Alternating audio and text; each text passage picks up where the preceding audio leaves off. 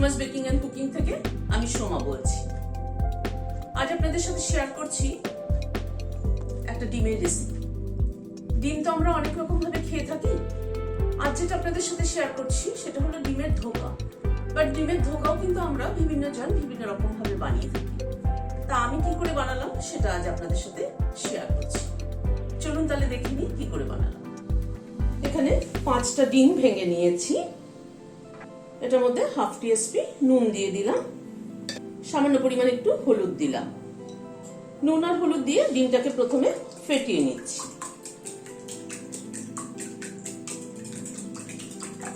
ডিমটাকে ভালো করে ফেটিয়ে নিলাম।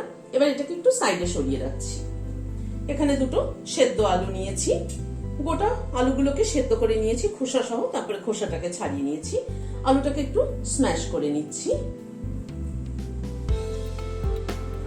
আলুটাকে ভালো করে স্ম্যাশ করে নিতে হবে। আলুটাকে ভালো করে স্ম্যাশ করে নিলাম। এবারে ডিমটার মধ্যে আলুটা মিশিয়ে দিলাম। এই ডিমের ধোকায় আলু দিলে পরে খুব সফট হয় কিন্তু ডিমের ধোকাটা। এখানে একটা ছোট সাইজের পেঁয়াজ কুচি করে নিয়েছি, সেটা দিয়ে দিলাম। 3টে কাঁচা লঙ্কা কুচি করে নিয়েছি, সেটা দিয়ে দিলাম। অল্প একটু ধনেপাতা কুচি দিয়ে দিলাম। সব দিয়ে ডিমটাকে আরেকবার ফেটিয়ে নিচ্ছি, কারণ আলুটাকে ভালো করে কিন্তু ডিমের সাথে মিশিয়ে নিতে হবে। যার জন্য আলুটা কিন্তু খুব ভালো মতো স্ম্যাশ হওয়াটা দরকার। ভালো করে সবগুলোকে মিক্স করে নিলাম। হাফ টিস্পুন গোলমরিচের গুঁড়ো দিয়ে দিলাম। গোলমরিচের গুঁড়োটা দিয়ে আবার একটু মিশিয়ে নিচ্ছি। এবার এটাকে একটু সাইডে সরিয়ে রাখছি।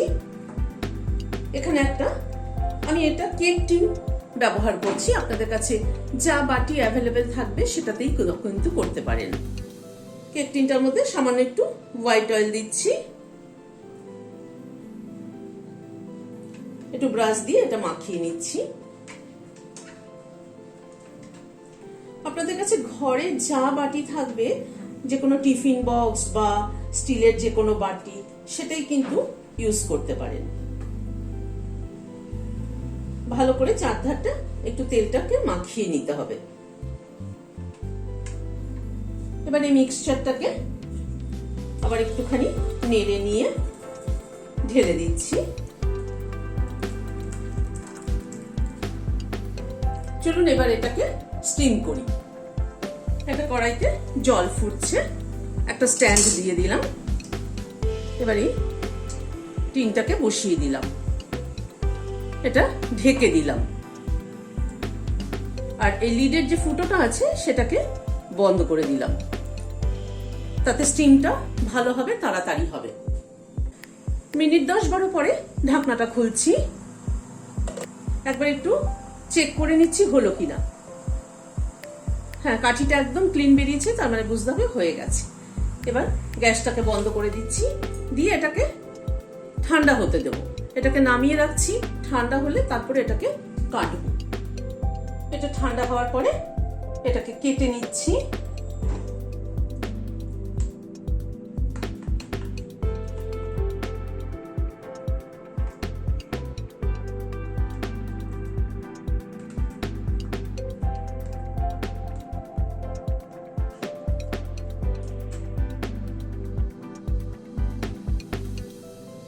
এরকম পিস করে বের করে নিচ্ছি।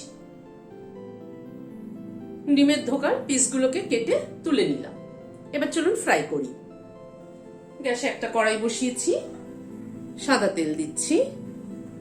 তেলটা গরম হওয়ার পরে একটা একটা করে ধোকা ছেড়ে দিচ্ছি।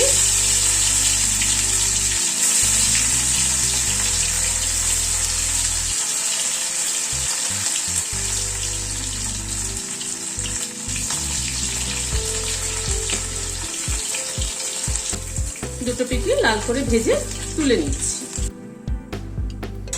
আবার ছেড়ে দিচ্ছি।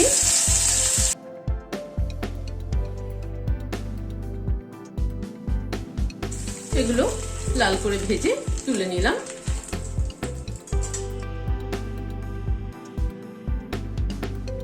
সবগুলোকে ভেজে তুলে নিলাম। ধোকাগুলো ভেজে তুলে নেওয়ার পর যেটুকু তেল আছে তাতে আর একটু সাদা তেল অ্যাড করছি। ওই তেলে একটা দারচিনি দিলাম, দুটো লবঙ্গ দিলাম, আর একটা বড় এলাচ একটু ছোট এলাচ একটু মুখটা ফাটিয়ে নিয়ে দিয়ে দিলাম। অল্প একটু সাদা জিরে ফোড়নে দিলাম, একটা তেজপাতা দিলাম। ফোড়নটা থেকে একটা সুগন্ধ বেরোনো অব্দি অপেক্ষা করব। গ্যাসের ফ্লেমটাকে একদম কমিয়ে রেখেছি। এখানে একটা ছোট সাইজের পেঁয়াজকে সেদ্ধ করে পেস্ট করে নিয়েছি, সেটা দিয়ে দিলাম।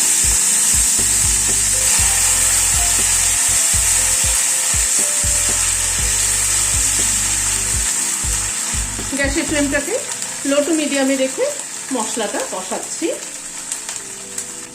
এখানে 5-6 কোয়া রসুন পেস্ট করে নিয়েছি, সেটা দিয়ে দিলাম।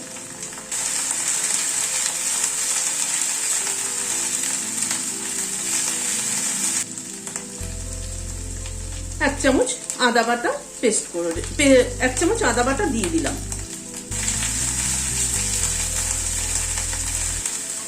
সব দিয়ে মশলাটাকে একটু কষিয়ে নিচ্ছি। দুটো কাঁচা লঙ্কা বেটে রেখেছি, সেটাও অ্যাড করে দিলাম। আমি কাঁচা লঙ্কা বাটাটা প্রেফার করি বলে দেখবেন সব রান্নায় কিন্তু কাঁচা লঙ্কা বাটাটা ব্যবহার করি। আপনারা চাইলে এই জায়গায় লঙ্কার গুঁড়োও কিন্তু ব্যবহার করতে পারেন। হাফ টিস্পুন হলুদ দিলাম,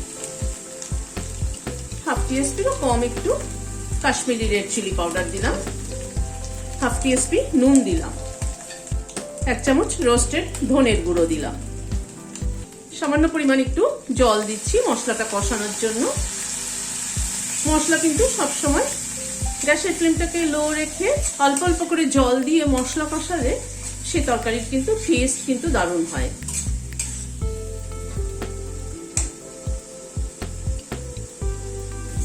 মশলাটা গ্যাসের ফ্লেমটাকে কমিয়ে মিনিট খানেক একটুখানি কষিয়ে নিলাম। এখানে একটা বড় সাইজের টমেটো পেস্ট করে নিয়েছি, সেটা দিয়ে দিচ্ছি।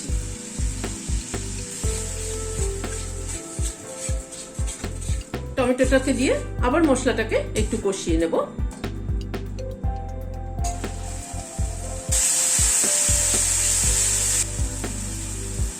অল্প একটু ধনেপাতা কুচি মশলার সাথে কষিয়ে নিচ্ছি, তাতে ফ্লেভারটা কিন্তু খুব ভালো হয়।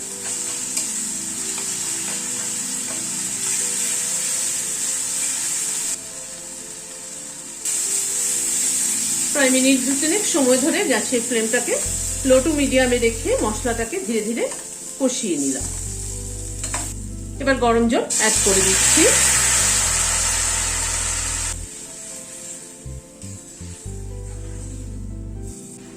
অল্প একটু চিনি অ্যাড করে দিচ্ছি। একটু নুন মিষ্টির ব্যালেন্সটা ঠিক না হলে কিন্তু রান্নার টেস্ট হয় না।